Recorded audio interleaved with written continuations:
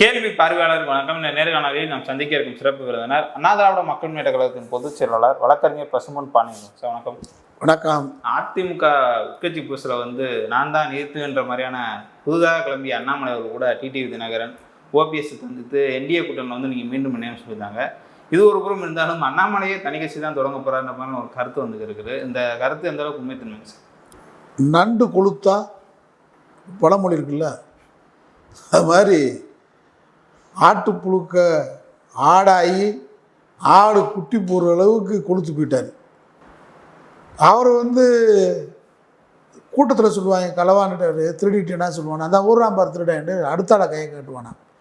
அது மாதிரி தமிழ்நாட்டில் பாரதிய ஜனதா கட்சின்ற ஒரு கட்சியே இல்லை.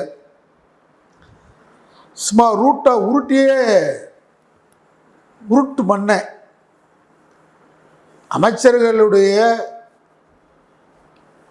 வேட்புமனு தாக்கலின் போது அவர்கள் கொடுத்த சொத்து பட்டியல் எல்லா நெட்லேயும் பொது வெளியில் வந்துருச்சு. நீங்கள் அதை வர ஃபைல்ஸ் 1 ஃபைல்ஸ் 2ன்னு சொல்லி அதை எடுத்து காப்பி அடித்து கொடுத்துட்டு அதை கண்டு மிரட்டி சில பேரும் பணம் கொடுத்துட்டாங்க அவனுக்கு. அதான் பெரிய விஷயம். வடிவேலு ஒரு படத்தில் அவன் இப்படியே நம்மளை விரட்டினா ஓடிடுவான், அவன் ஓடிட்டா நம்ம தான்டா ஊரில் பெரிய சென்டின்ற மாதிரி ரூட்டை கொடுத்தா அந்த ரூட்டுக்கே பணம் குவிஞ்சு போச்சு. வெத்து ரூட்டு அண்ணாமலை.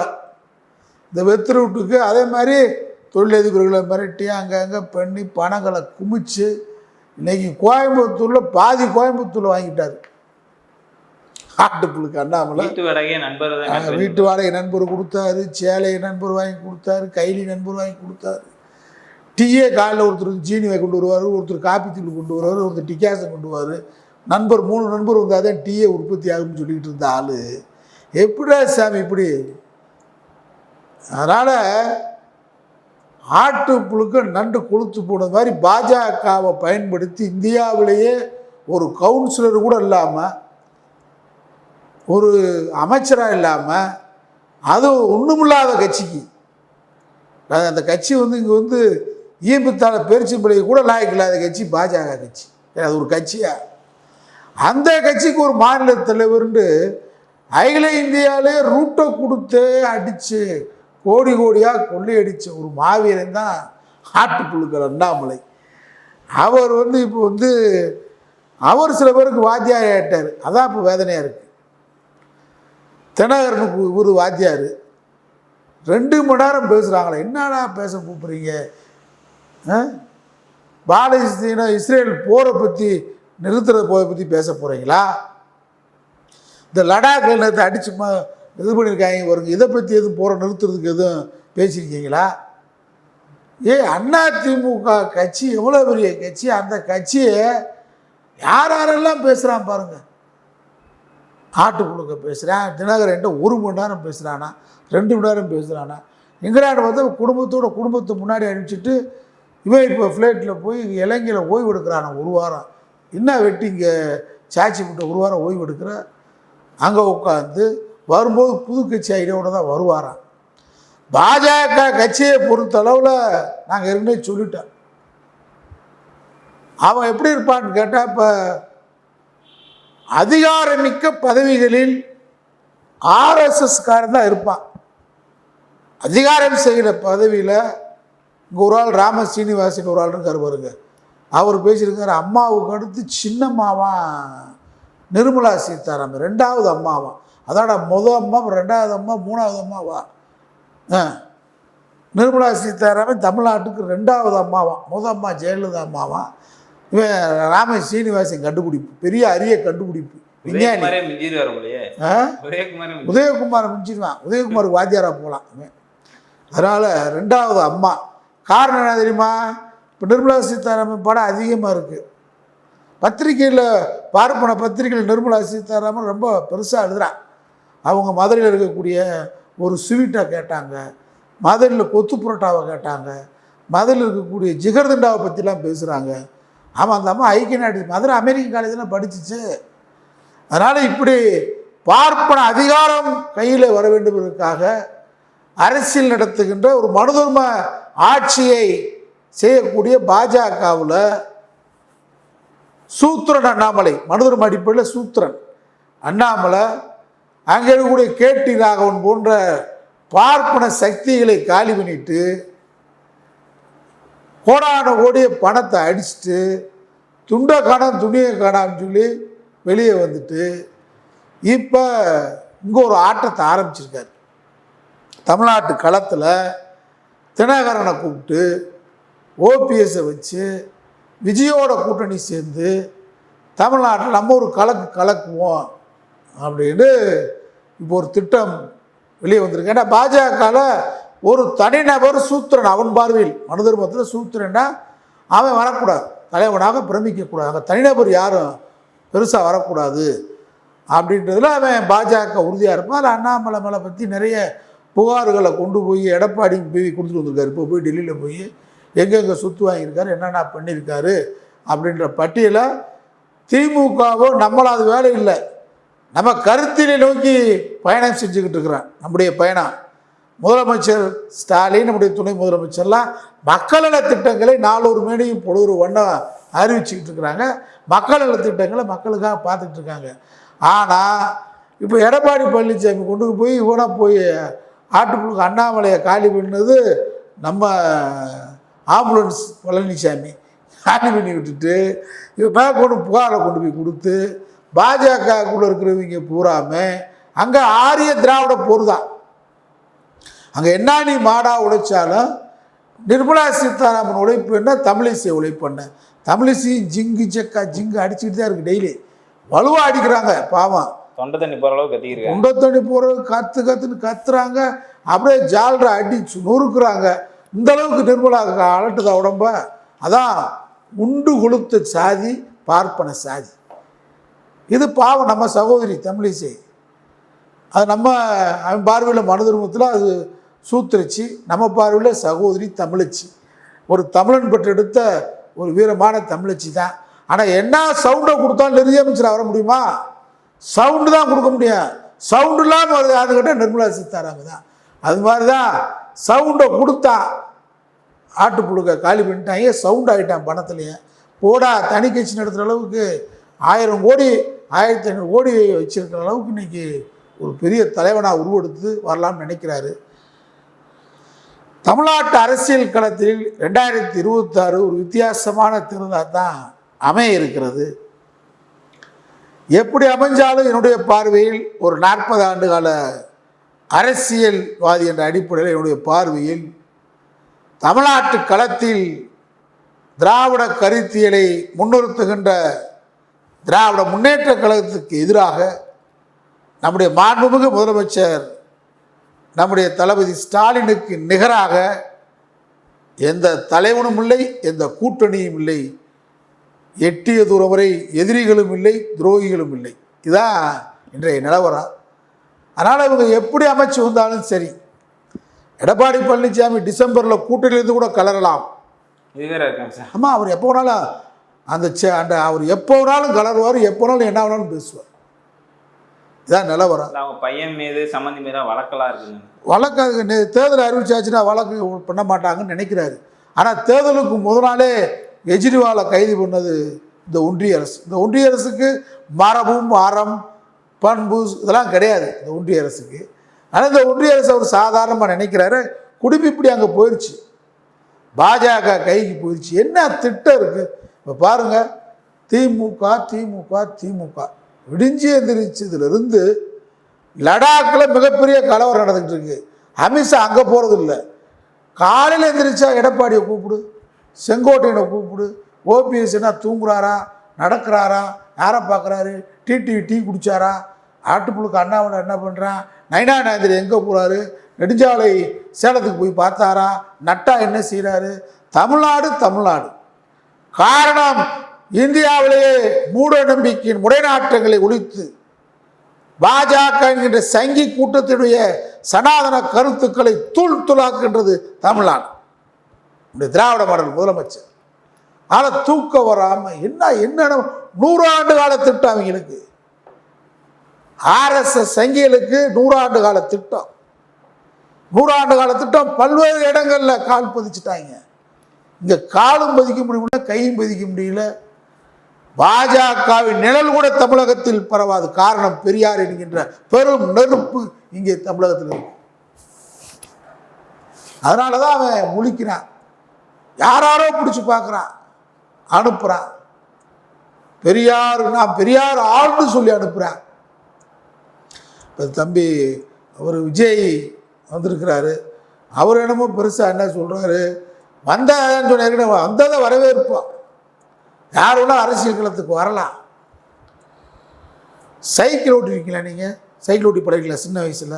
அப்படிங்க சார். எடுத்தோடனே முழு பெடல் போட முடியாது, அதுக்கு pair of pedal, quarter pedal, அது உள்ளே விட்டு போடணும். அடுத்து முக்கால் பெடல், சரியா? அப்புறம் தான் முழுமையாக எந்த மனிதனும் எடுத்தோன்னே முழுமையாக சைக்கிள் ஓட்ட முடியாது. இங்கே தியாக நெருப்பு திராவிட இயக்கம், பொதுவுடைமை இயக்கம் திராவிடத்தில் தியாகம். அந்த தியாகத்துக்கு மத்தியில் அரசியலுக்கு வந்தது விஜய் வரவேற்கத்தக்கது, இன்னும் அதில் மாற்றம் இல்லை. ஆனால் நாடாளுமன்ற தேர்தலில் 2024 நடந்துச்சு. நான் நாடாளுமன்ற தேர்தலில் முடிச்சு பார்ப்பேன். கொள்கை எதிரி அப்படின்னு சொல்கிறீங்களே பாஜகவை, அதை வீழ்த்தவருக்கு 2024 நீங்கள் நாடாளுமன்ற தேர்தலில் களம் காணலை. கட்டமைப்பை பலப்படுத்தணும். இப்போ என்ன கட்டமைப்பு பலப்படுத்திருக்கீங்க? எங்கே இருக்குது? கிளைக்கழகம் இருக்கா? பூத்து கமிட்டி இருக்கா? வட்டக்கழகம் இருக்கா? ஊர் கிளை இருக்கா? பேரூர் கிளை இருக்கா? சிற்றூர் கிளை இருக்கா? ஊராட்சி கிளை இருக்கா? திமுகவுக்கும் அண்ணா திமுகவுக்கும் தான். நீங்கள் இந்த பக்கம் களியக்காவிலே கடைசியில் 10 வீடு இருக்கும். 10 வீட்டில் ஒரு கிளை செயலாளர் இருக்கிறான்னா அது திமுக அண்ணா திமுகவுக்கு தான் இருப்பான். எத்தனை ஜென்மம் நடக்கும் அந்த கட்டமைப்பு? அன்னைக்கு கூட ஒருத்தர் ஒரு ஆறாக பேசியிருந்தார். தவக்கலைக்கு கூட ஒரு தேர்தலில் 84 தேர்தலில் பிரச்சாரத்துக்கு வந்தார். கூட்டம் பார்த்தா தவக்கலைக்கு அவ்வளோ கூட்டம். வாக்கா மாறுமா?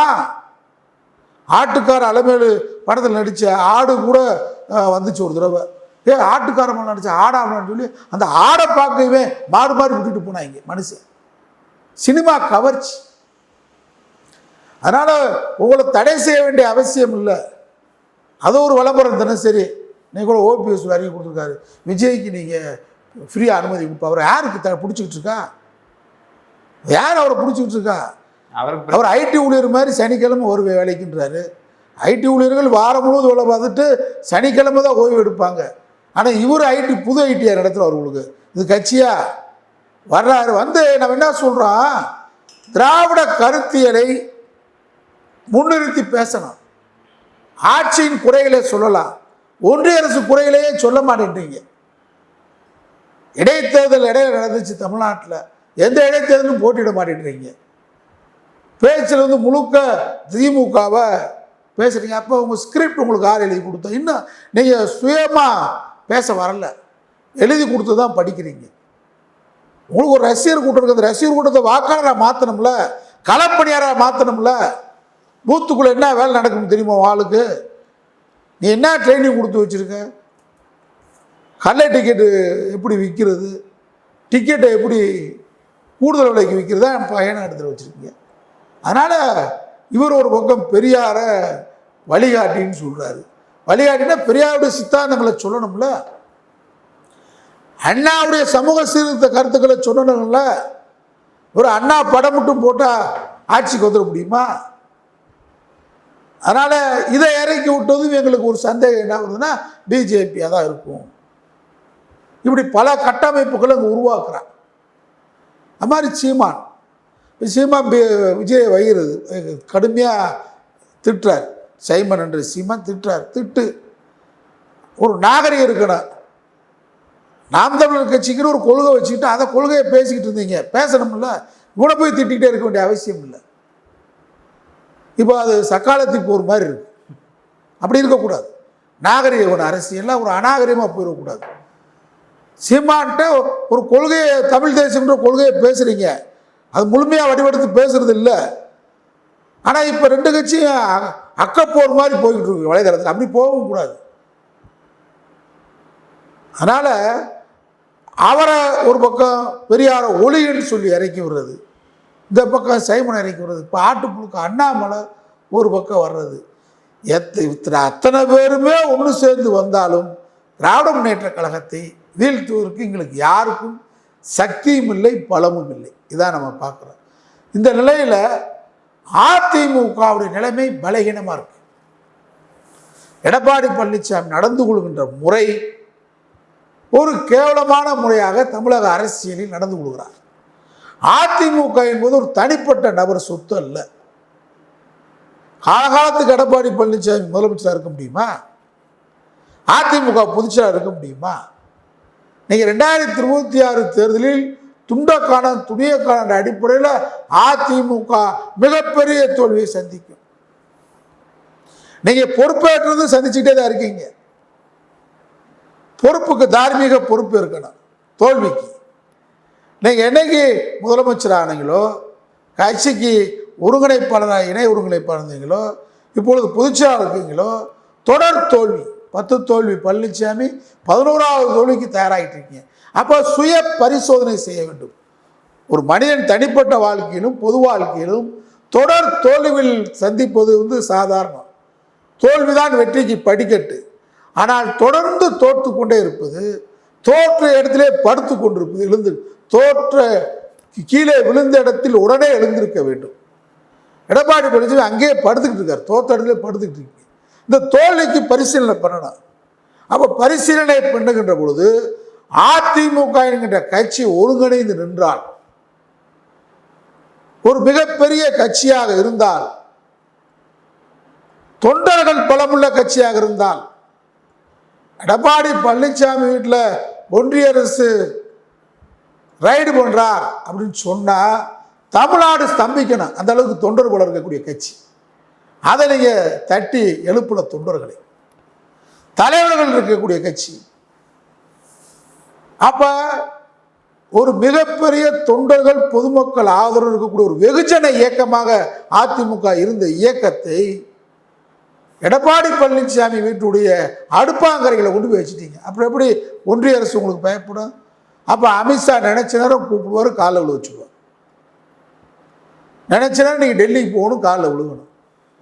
இந்த ஒரு கேவலமான நிலைமையை உருவாக்குவது யார் அப்படின்றத எடப்பாடி பழனிசாமி நாங்கள் திட்டம்ன்ற நோக்கம் இல்லை. திராவிட முன்னேற்ற கழகம் போல் அதிமுக வலுவாக இருக்க வேண்டும் என்று கருதுகின்றோம். எம்ஜிஆர் திமுகவுக்கு மாற்று அதிமுக நடத்தி காட்டினார். இலங்கை தமிழர் பிரச்சனைக்காக கலைஞர் போராட்டம் எதிர்கட்சி தலைவர் நடத்தினார். முதலமைச்சர் எம்ஜிஆர் என்ன பண்ணுவார்னா, அவர் கருப்பு சட்டை போட்டார். சட்டமன்ற உறுப்பினர்கள் அதிமுக தொண்டர்கள் எல்லாம் கருப்பு சட்டை. கலைஞர் பிரபாகரனுக்கு பிறந்தநாள் அன்றைக்கு 50 லட்சம் ரூபா கொடுக்குறாருன்னு சொன்னால் எம்ஜிஆர் 1.5 கோடி ரூபா கொடுப்பார், 3 கோடி ரூபா கொடுப்பார். தனியிடம்தான் தீர்வு என்று கலைஞர் சொன்னார், எம்ஜிஆர் சொல்லுவார்.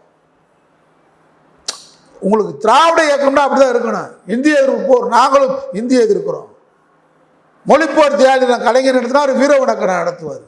அதனால திமுக அதிமுக வலுவாக இருந்துச்சு. அதான் அம்மா புரிஞ்சுக்கிட்டாங்க. அதனால அவங்க திராவிட இயக்கத்துடைய பரிணாம வளர்ச்சின்னு சொன்னாங்க. 69% இடஒதுக்கீடுக்கு அட்டவணையில் சேர்த்தாங்க, இந்திய அரசு அட்டவணையில் சேர்த்தாங்க. அதனால திராவிட இயக்கம், அந்த திராவிட இயக்கத்தை முன்னிறுத்தினாதான், கருத்தியலை முன்னிறுத்தினாதான் வர முடியும். நீங்கள் திராவிட இயக்க கருத்தில் முழுமையாக விட்டுட்டு பாஜகவுடைய கிளை மாதிரி அதிமுக என்ற கட்சியை அமித்ஷா அதிமுக மாதிரி, அடிமை அதிமுக மாதிரி நடத்தினா எப்படி வெற்றி பெற முடியும்? மக்கள்கிட்ட நம்பிக்கை பெற முடியும்?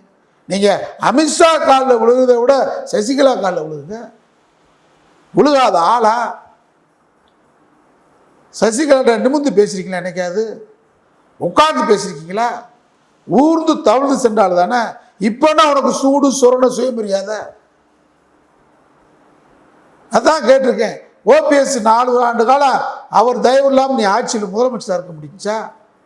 டிடிவி தினகரன் உன்னை உட்காந்து தானே 2 நாள் கூவத்தூரில் உட்காந்து துணை பொதுச்செயலாளரா இந்த அம்மா சின்னம்மா சிறைக்கு போகிறதுக்கு முன்னாடி உன்னை கொண்டு வந்தார். இவங்களாம் எப்படி உனக்கு ஏன் உங்களை சேர்க்க மாட்டேன்ற? அதாவது காரணத்தை நாட்டுக்கு சொல்லு. உங்கள் தயவுல தான் நீங்கள் நடந்த ஆட்சி நடத்தின, கட்சி நடத்தின. வயசு என்ன உனக்கு? இப்போ இந்த கட்சியை காப்பாற்றவனா என்ன வேணாமா? அதிமுகவில் இப்போ செங்கோட்டையன் ஒருங்கிணைன்னு சொல்கிறாரு. அவர் வயசு 75 ஆச்சு. இப்பயாவது ஒரு உண்மையை பேசணும்ல. காடு வாவாண்டு வீடு போன்னு சொல்ற மாதிரி நூற்றாண்டுகள் எல்லாம் வாழணும், சிறப்பாக இருக்கணும் என்னுடைய விருப்பம், அது வேற. ஆனால் வயதுன்னு தாண்டி போகும்போது ஒரு இயக்கம் அண்ணா திராவிட நாடு வேண்டும் என்று, இந்தியா நாட்டில் திராவிட நாடு தனியாக வேண்டும் என்று போராட்டம் நடத்தி 1962 சிறை சென்றார். விலைவாசி போராட்டத்தில் சிறை சென்றார், வேலூர் சிறையில் இருந்தார். சீனா இந்தியாவின் மீது படையெடுத்தது. அப்பொழுது அண்ணா திராவிட நாடு கேட்பதற்கான காரணங்களை நாங்கள் அப்படியே இருக்கிறது, ஆனால் திராவிட நாடு கேட்கின்ற கோரிக்கையை நாங்கள் கைவிடுகிறோம் என்று அண்ணா அறிவித்தார். அப்போ அழகாக ஒரு காரணம் சொன்னார். வீடுன்னு ஒன்று இருந்தால் தான் ஓடு மாற்ற முடியும், அது மாதிரி நாடுன்னு ஒன்று இருந்தால் தான் நாடு பிரிவினை கேட்க முடியும். இந்த நாட்டுக்கு ஆபத்து சீனாவால். ஆகவே இந்த நேரத்தில் நான் திராவிட நாடு கோரிக்கை, பிரிவினை கோரிக்கையை கைவிடுகிறேன் என்று சொன்னார்.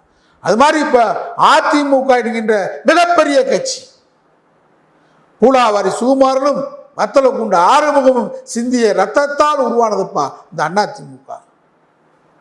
இந்த ரெட்டலையை காப்பதற்காக, அதிமுக கொடியை காப்பதற்காக பல்லாயிரக்கணக்கான பேர் ரத்தம் சிந்திருக்காங்க. சாதாரண விளிம்பு நிலை மக்கள், மூடச மக்கள், ரிக்ஷாக்காரன், சித்தாளு, கொத்தனாரு, இவன் தான் இந்த கட்சியில் இருந்தான். மிட்டா மிராஸ்தார் ஆலை முதலாளிகளுக்காக, பஸ் ஓனர்களுக்காக எம்ஜிஆர் இந்த கட்சியை தொடங்கலை. விவசாய கூலி தொழிலாளர்களும் பாட்டாளி மக்களுக்கும் அவங்களுக்காக இந்த கட்சியை தொடங்கினார். விளிம்பு நிலை மக்களுடைய இயக்கம் அதிமுக ஒரு உயிரோட்டமான இயக்கம். எம்ஜிஆர் மறைவுக்கு பின்னாடியும் இன்னைக்கு இந்த இயக்கம் தொடர்ந்து ஆட்சி பொறுப்பில் இருந்திருக்கு. சாதாரண சாமானிய மக்களுடைய நம்பிக்கையாக அதிமுக இருந்திருக்கு. நீங்க அந்த இயக்கத்தில் உண்மையிலே புரட்சித் தலைவர், புரட்சித் தலைவர் மீது உங்களுக்கு அக்கறை இருந்தால் நீங்க என்ன பண்ணணும்? இப்ப ஒரு துரோகம் எதிர்த்தனம் பண்றான் பாஜக. அவன் எடப்பாடி பழனிசாமி முதலமைச்சராக்குவதற்காகவா டெல்லியிலிருந்து அமித்ஷா உங்களுக்கு அடிக்கடி போயிட்டு இருக்காரு, உங்களை டெல்லிக்கு கூப்பிட்டு இருக்காரு. நீங்கள் நிமிர்ந்தால் தமிழ்நாடு உங்களுக்கு பின்னாடி நிற்கணும்ல, அந்த மாதிரி நிமிரணும்ல. திராவிட இயக்கத்துடைய மறுபக்கம் திமுக மாதிரி ஸ்டாலின் அவர்கள் இன்னைக்கு கடுமையாக இந்தியாவில் எதிர்க்கிறார், வலுவா எதிர்க்கிறாரு. அந்த வலுவா எதிர்க்கிறனால தான் இன்னைக்கு இந்தியாவே ஸ்டாலினை திரும்பி பார்க்குது, தமிழ்நாட்டை திரும்பி பார்க்குது. அது மாதிரி நீங்கள் எதுக்கணும்ல. எதுக்குறதுக்கு உங்களுக்கு துணிவு இல்லை, தெம்பு இல்லை, திறமை இல்லை. காரணம் ஊழல். அப்போ கட்சியவாத ஸ்ட்ரென்தன் படுத்தணும். யாரை அடிக்கிறான் அப்படி பார்க்கணும். உங்களால் தெம்பு இல்லை, இப்போ தெம்பானால்கிட்ட கட்சியை கொடு, வீரமாண்ட கட்சியை கொடு, லஞ்ச லாபத்துக்கு அப்பாற்பட்ட முன்னுக்கு எங்க மாதிரி ஆள்கிட்ட கொடு. இல்லை வலுவாக எந்த இதையும் எதிர்கொள்ளக்கூடிய ஆற்றல் சின்னமாக்கு இருக்கா இல்லையா? நான் ஏற்கனவே சொல்லியிருக்கேன், 1000 கருத்து வேறுபாடுகள் அவங்க மேலே விமர்சனம் குறை இருந்தால் பேசுவோம். முதல் கட்சின்னு ஒன்று இருந்தால் தானே பேச முடியும். ஒரு மனுஷன் உயிரோடு தானே அவன் இருக்க குறைய பேச முடியும். அவங்ககிட்ட வலுவாக கொடுத்துப்பாரு. அதிமுக பொதுச்செயலாளர் இருந்து 130 பேரை கொண்டு போய் கூவத்தூரில் வச்சாங்கல்ல, கிட்ட வர முடிஞ்சா? போன்றது எத்தனை பேரை கூப்பிட்றேன், செங்கோட்டையனை கூப்பிட்றேன், யாரோ ஒரு பொம்பளையை கூப்பிட்டு ஜெயலலிதா அம்மான்றேன், மகன்றேன், ஓபிஎஸ் ஒரு நாளைக்கு கூப்பிட்றேன், டிடி ஒரு நாளைக்கு கூப்பிட்றேன். இது மாதிரி சினிமா நடந்துச்சா? பொதுச்செயலாளர் இருந்தாங்கல்ல, அப்போ அவங்களுக்குன்னு ஒரு ஆற்றல், வீரம், திறமை இருக்குல்ல, அதை பயன்படுத்தி கட்சியை கட்சின்னு இருந்தால் தானே நம்ம எல்லாம் நல்லா இருக்க முடியும். வீடு ஒழுகாமல் வீடு கட்டினா தானே வீட்டுக்குள்ளே உட்கார முடியும். அதிமுக மிகப்பெரிய கட்சியை நீங்க வலிமையா ஒற்றுமையா இருந்தா டெல்லி நுழைய முடியுமா? டெல்லி எழுத்து போராடுறதுக்கு இங்கே லட்சம் அதிமுக எம்ஜிஆரின் தொண்டன், அம்மாவின் தொண்டன் இருக்கான். அவனை நீ பக்குவப்படுத்தினா, அவனுக்கு உணர்ச்சி வயப்படுத்தினா, அவனை மகிழ்ச்சி ஊட்டுற மாதிரி கட்சியை நடத்தணும்ல. செத்தவங்கையில் வெத்தலைபாவை கொடுத்த மாதிரி எடப்பாடி கொடுத்துக்கு 300 ரூபா கொடுத்து கோட்ரு பிரியாணி கொடுத்து, 300 ரூபா கோட்ரு பிரியாணி, காக்கா பிரியாணி, அது காக்கா பிரியாணி போட்டு கூட்டம் போட்டு விட்டுருக்கீங்க. இது எடப்பாடிக்கு தெரியாதா? ஆகவே தான் இன்னைக்கு அண்ணாமலை போன்றவர்கள் அதிமுகக்குள்ள போகிறான், அமித்ஷா போகிறான், நைனா நாகேந்திரன் இந்த கட்சிக்குள்ள இருந்துட்டு போயிட்டு போகிறான். அம்மாவை வீரகிவனிலிருந்து இறக்கின கேபி ராமலிங்கம்ன்ற துரோகி வீட்டுக்கு பேசுகிறான். முடியுமா? அம்மா இருந்தால் நடக்க முடியுமா? இன்னைக்கு உங்களை மாதிரி சின்னம்மாவை டெல்லிக்கு வான்னு கூப்பிட முடியுதா? அப்போ அவங்களுக்கு கூட ஒரு பயம் வச்சுருக்கான்ல. அப்போ அவனுக்குன்னு ஒரு தகுதி இருக்குது, ஆற்றல் இருக்குல்ல, அதை பயன்படுத்து.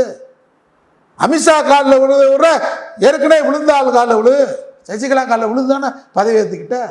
ஓபிஎஸ் காலில் விழுந்துட்டானே துணை முதல்வர் அவருக்கு கொடுத்துட்டு ஆட்சி நடத்தின.